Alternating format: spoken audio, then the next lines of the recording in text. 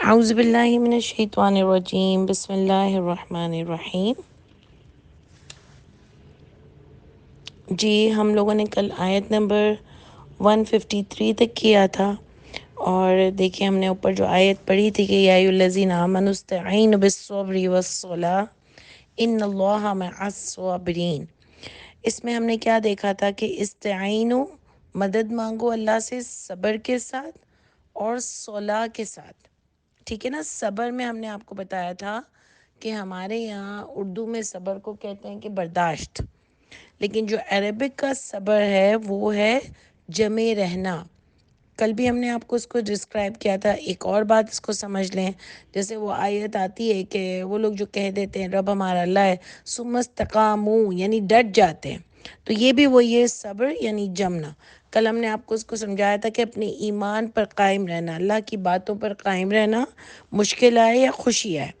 اس کے بعد جو آیت آ رہی ہے، آیت نمبر 154، اس میں ہے وَلَا تَقُولُوا، اور نہیں تم کہو لمن یقتل، جس کے لیے وہ قتل ہو، فی سبیل اللہ، اللہ کی راہ میں، اموات، ان کو مردہ نہ کہو، بل احیاء، بلکہ وہ زندہ ہیں، ولکن لا یشعرون، ولکن لا تشعرون، اور لیکن نہیں تم شعور رکھتے ہو۔ ٹھیک ہے، یہاں پر دیکھیں اس آیت کو ہم نے بہت ہی گمبھیر آیت بنا دیا کہ ہم نے اس سے بہت غلط عقائد لے لیے کہ ہم کوئی بھی مرتا ہے، مطلب کچھ ہم لوگوں نے چیزیں بتا دی کہ جس کا خون یوں ہو اور ایسے ہو، اور جو سفر میں مرے یا کسی اور چیز میں مرے تو وہ شہید ہے۔ اللہ نے اس کی ایکسپلینیشن یہاں پر نہیں دی ہے۔ شہید وہ ہے جو اللہ کی راہ میں مرتا ہے، جنگ میں مرتا ہے، وہ اگر لیٹا ہوا بھی ہے، بیمار بھی ہے، لیکن اس نے اللہ کے کام کیے ہیں تو وہ شہید ہوگا، اللہ کی نظر میں فی سبیل اللہ مرے گا۔ آج وہ نہیں کر سکا یا اس وقت وہ نہیں کر رہا تھا، لیکن پوری زندگی اس نے اللہ کی راہ میں کام کیا، تو وہ اللہ اس کا فیصلہ کرنے والے۔ اور حدیث میں یہ لوگ بتاتے ہیں کہ آتا ہے کہ کوئی میدان جنگ پر مرتا ہے لیکن وہ شہید نہیں ہوتا، اور کوئی پلنگ پہ مرتا ہے لیکن وہ شہید ہوتا ہے، تو یہ اللہ کا استحقاق ہے۔ یہ میرے اور آپ کے کہنے کی بات نہیں ہے کہ یہ فی سبیل اللہ مرا یا وہ فی سبیل اللہ نہیں مرا۔ ایکچولی تو یہاں پر شہید کا ورڈ ہی یوز نہیں ہوا۔ شہید کا مطلب کیا ہوتا ہے؟ گواہی دینے والا، یعنی وہ اللہ کی راہ میں مرتے ہوئے گواہ بنا کہ میں اللہ کی راہ میں کام کرتے ہوئے مرا ہوں، تو ہم نے اس کو شہید کہہ دیا۔ لیکن اللہ کہہ رہے ہیں جو اللہ کی راہ میں مرتے ہیں، یعنی اللہ کے کام کرتے ہوئے، اللہ کی راہ میں اللہ کے لوگوں کی خدمت کرتے ہوئے ان کا ایمان بھی مضبوط ہوتا ہے، وہ اللہ کے لیے کچھ بھی کرتے رہتے ہیں، زندگی میں ہر پل اللہ کی کتاب کو تھامے رکھتے ہیں، اللہ نے جو باتیں ان کو بتائی ہیں اس کے مطابق زندگی گزارتے ہیں، وہ اللہ کی راہ میں مرتے ہیں۔ اللہ کہہ رہے ہیں ان کو مردہ نہ کہو، یعنی اللہ تعالیٰ ان کو ایک گریڈ دے رہے ہیں، ان کی پرسنالٹی کو سراہ رہے ہیں، جسے ہم کہتے ہیں نا کہ وہ ہم میں زندہ ہے، وہ اتنا بڑا کام کر کے گئے ہیں کہ وہ ہم میں زندہ ہے۔ ٹھیک ہے، اور ہم کسی کو کہتے ہیں کہ وہ یہی جو بڑا کام کرتے ہیں، یا کوئی کتابیں لکھ کے جاتا ہے دین کے علاوہ بھی، تو ہم کہتے ہیں وہ رہتی دنیا تک خدمت کر کے چلا گیا ہے۔ ٹھیک ہے نا، تو اللہ تعالیٰ ان کو اپریشیٹ کر رہے ہیں، ان کو بتا رہے ہیں کہ جو اللہ کی راہ میں مرتا ہے ان کو مردہ بھی نہ کہو، بلکہ وہ زندہ ہیں۔ لیکن یہ نہیں اللہ تعالیٰ کہہ رہے ہیں کہ وہ مانگنے چلے جاؤ ان سے، ان کی قبروں پہ مانگنے جاؤ، ان سے سوال کرو، ان سے دعا کرو، وہ تمہاری کچھ مدد کر سکتے ہیں۔ اللہ تعالیٰ یہ بات نہیں کر رہے ہیں یہاں پر۔ یہاں پر بات کیا ہو رہی ہے کہ وہ زندہ ہے، عند اللہ ہی زندہ ہے۔ ایک اور آیت میں آپ کو ملے گا کہ وہ عند اللہ ہی زندہ ہے۔ پوائنٹ ٹو بی نوٹڈ یہ ہے کہ وہ اللہ کے پاس زندہ ہے، اور یہاں بھی اللہ تعالیٰ کیا فرماتے ہیں؟ وہ زندہ ہے لیکن نہیں تم شعور رکھتے ہو، تمہیں نہیں پتہ ہے، وہ اللہ کے پاس ہے، تمہیں اس کا نہیں پتہ کہ وہ زندہ ہے۔ ہم تو سب کو جو بھی مرتا ہے ہم اس کو سمجھ جاتے ہیں زندہ ہے، اس کی تصویریں لگاتے ہیں، اس سے مانگتے ہیں، سب کچھ اسی سے کرتے ہیں، اتنا بڑا شرک کر دیتے ہیں۔ یعنی ہم کو تو کچھ اور نہیں ملتا ہے کہ زندہ ہے تو ہم اپنی مرضی سے اس کو کچھ بھی بنا دیتے ہیں. اور لوگ بھی بولتے ہیں کہ ہاں مانگو، اس سے مانگو. بڑے اپنے ٹیچرز بھی بتاتے ہیں، کسی کے کوئی مسلک والے بھی بتاتے ہیں کہ ہاں یہ سب شہید ہیں، یہ تو زندہ ہیں، ان سے مانگنا چاہیے. یہ تو قرآن کی آیت آتی ہے کہ زندہ ہے. اللہ کہہ رہے ہیں تم شعور نہیں رکھتے، تم کو نہیں پتہ ہے کہ کون زندہ ہے اور کون نہیں ہے، اور اللہ کے پاس ہیں، تمہارا تھوڑی سن رہے ہیں. اور ایک اور آیت میں جو آتا ہے کہ صبح شام ان کو کھانا ملتا ہے. ایک سورہ آل عمران کی جو آیت ہے کہ نہیں تم گمان کرو جو اللہ کی راہ میں مرتے ہیں ان کو مردہ، بلکہ وہ زندہ ہیں عند ربہم. آیت آتی ہے وہاں پر کہ وہ زندہ ہیں عند ربہم یرزقون، وہ رزق پاتے ہیں. یعنی پوائنٹ ٹو بی نوٹڈ کیا تھا کہ وہ زندہ ہیں اپنے رب کے پاس، وہ رزق پا رہے ہیں. اب کیا زندہ ہیں، کیسے زندہ ہیں، اس کا سوال مجھ سے اور آپ سے نہیں ہوگا. یہ اللہ نے یہ نہیں بتایا کہ یہ تمہارے لیے بہت فائدے کی بات ہے کہ وہ زندہ ہیں اور وہ تمہارا سن رہے ہیں. یہ قرآن جو آپ کو یہ بتاتا ہے سورہ نور میں کہ ماں باپ کے دروازے میں جب بھی جاؤ اس ٹائم سے اس ٹائم تک تو نوک کر کے جایا کرو. یہ بتاتا ہے کہ جب کسی کے گھر پہ جاؤ تو نوک کرو، اگر وہ جواب نہ دے تو برا نہیں مانو اور واپس لوٹ جاؤ. تو یہ قرآن آپ کو یہ نہیں بتائے گا تو کہ تم مردوں سے بھی مانگ سکتے ہو. یعنی ہم کو کیوں شوق ہے اللہ کے ساتھ کسی کو بھی کھڑا کر دینے کا؟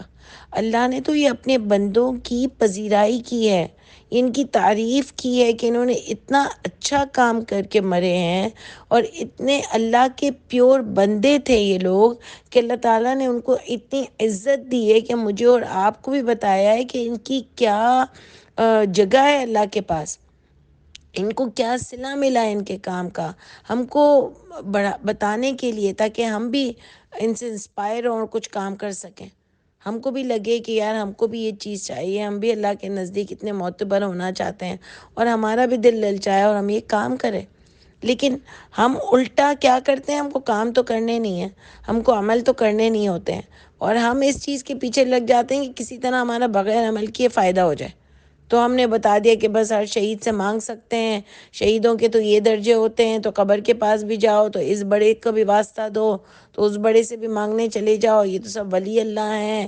تو پتہ نہیں کس کس کو شہید بناتے ہیں اور کس کس کی تصویریں لگاتے ہیں.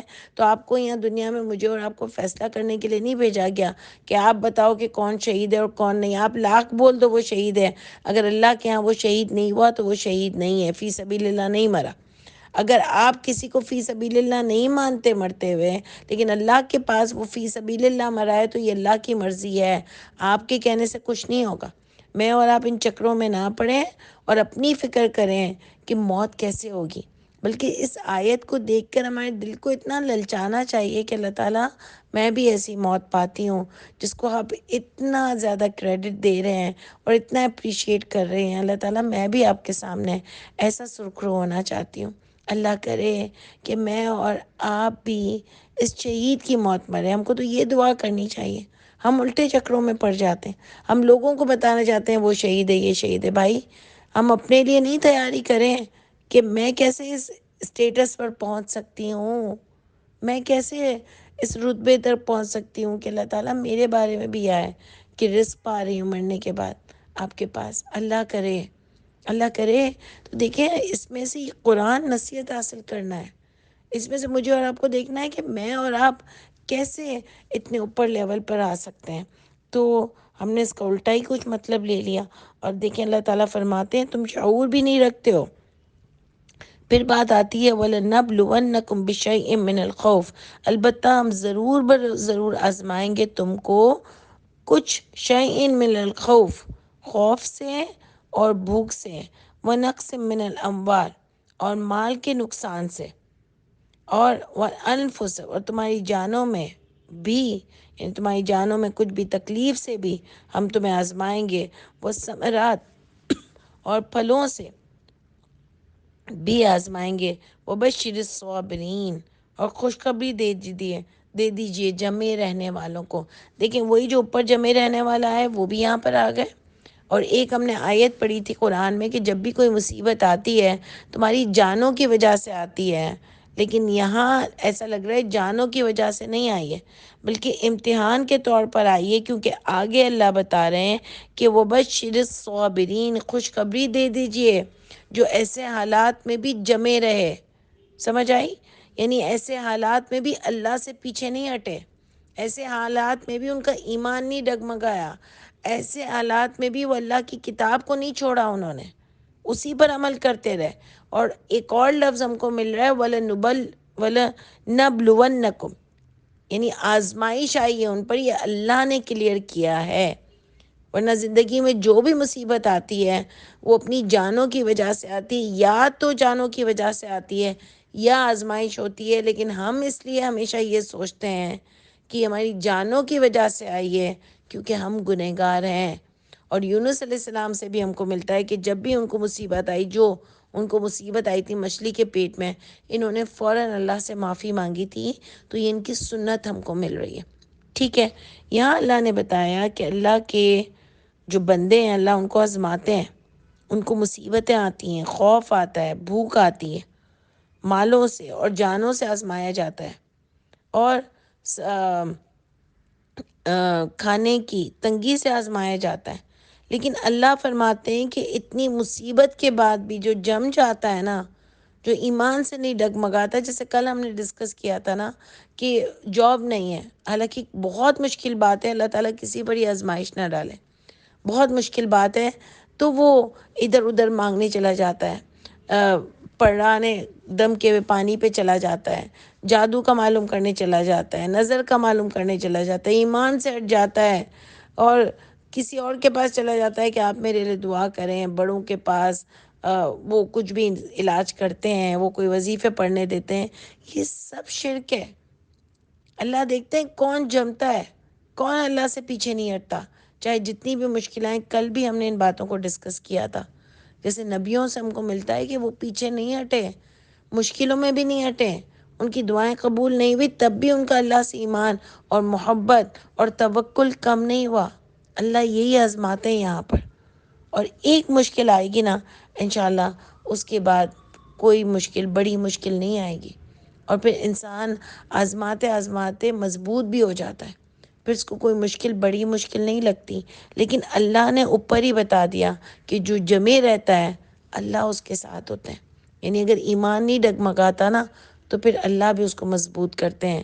اس پر ہم نے آپ کو کل مثالیں بھی دی تھیں کہ جیسے نبیوں کو اللہ نے مضبوط کیا، جیسے موسیٰ علیہ السلام کی ماں کو مضبوط کیا، جیسے جنگوں میں جب مسلمان لڑنے کے لیے نکلے تب اللہ نے ان کی مدد کی، فرشتوں سے مدد کی، بارش سے مدد کی، نیند دلانے سے مدد کی، جیسے اصحاب کہف کی اللہ تعالیٰ نے مدد کی جب وہ اللہ کے لیے نکلے۔ تو اللہ نہیں چھوڑتے، بس اللہ آزماتے ہیں کہ میرا بندے کا کیا توکل مجھ سے کم ہوتا ہے، میرے بندے کا کیا ایمان مجھ سے کم ہوتا ہے، میرا بندہ کیا ابھی تک یہی مانتا ہے کہ دینے والا بھی میں ہوں اور لینے والا بھی میں ہوں، یا ادھر ادھر انسانوں کے پاس بھٹکتا پھرتا ہے۔ یہ میری اور آپ کی آزمائش ہوتی ہے۔ تو اللہ یہاں پر فرماتے ہیں کہ میں آزماؤں گا، ضرور آزمائش آئیں گی، لیکن خوشخبری دے دیں جمے رہنے والوں کو۔ اس کا کیا مطلب ہے خوشخبری دے دیں؟ یعنی یہ کامیاب ہوئے، بہت پیارے انعامات ملیں گے، جیسے نہیں اللہ تعالیٰ نے ان کے بارے میں فرمایا، حضرت ابراہیم کے بارے میں، جو ہم نے پیچھے ہی آیت پڑھی تھی کہ ہم نے بہت آزمایا ابراہیم علیہ السلام کو، وَإِذِ ابْتَلَىٰ إِبْرَاهِيمَ رَبُّهُ، آزمایا ابراہیم علیہ السلام کو اس کے رب نے، بکلمات، یعنی بہت دفعہ آزمایا، فَأَتَمَّهُنَّ، بس وہ تمام میں کامیاب ہوئے۔ یعنی سوچو ہماری بھی آزمائش آتی ہے نا، ہمارے لیے پتہ نہیں یہ ورڈ آ سکتا ہے کہ نہیں کہ ہم تمام میں کامیاب ہوئے، ہے نا؟ کوئی مایوسی کی بات نہیں کی، جیسے ابراہیم علیہ السلام کو بڑھاپے تک اولاد نہیں ہوئی تھی، انہوں نے کہا اللہ تعالیٰ میں آپ سے دعا مانگ کے کبھی مایوس نہیں ہوا۔ کیا میں اور آپ بھی ایسے ہیں؟ تسلی میں رہتے ہیں دعا قبول نہ ہو تو بھی؟ اللہ کرے کہ ہماری ہر جائز دعا قبول ہو، اللہ تعالیٰ ہمارے ساتھ ہوں، لیکن نہیں ہوتی کیا پھر بھی توکل ہوتا ہے اللہ کی ذات پر؟ یہ مجھے اور آپ کو دیکھنا ہے، یہ اللہ آزماتے ہیں۔ خوشخبری کا کیا مطلب ہے؟ کہ اللہ تم سے راضی ہو جائیں گے، ہے نا؟ دیکھیں نا آج ہم کو دو چیزیں ملی کہ کیا شہید کا جو اتنا رتبہ اللہ نے بتایا، اللہ تعالیٰ ان کو اتنا اپریشیٹ کر رہے ہیں کہ میں اور آپ بھی ویسی موت چاہتے ہیں. اور دوسرا آزمائش میں جیسے ابراہیم علیہ السلام کے لیے ورڈ آیا کہ فتمّ، وہ تو پورے میں کامیاب ہوئے.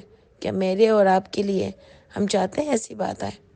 تو دیکھیں اللہ تعالیٰ ہم کو اس قرآن، اللہ ہم کو دیکھتے ہیں کہ میں اور آپ کتنا کھڑے ہیں اس کے لیے. اور خوشخبری کا کیا مطلب ہے کہ ان کو بہت پیاری دنیا اور آخرت میں اللہ کی رضا ملنے والی ہے. اللہ میرے اور آپ کے نصیبوں میں بھی کر دیں. سبحان ربک رب العزت عما یصفون وسلام علی المرسلین والحمد للہ رب العالمین. السلام علیکم ورحمۃ اللہ وبرکاتہ.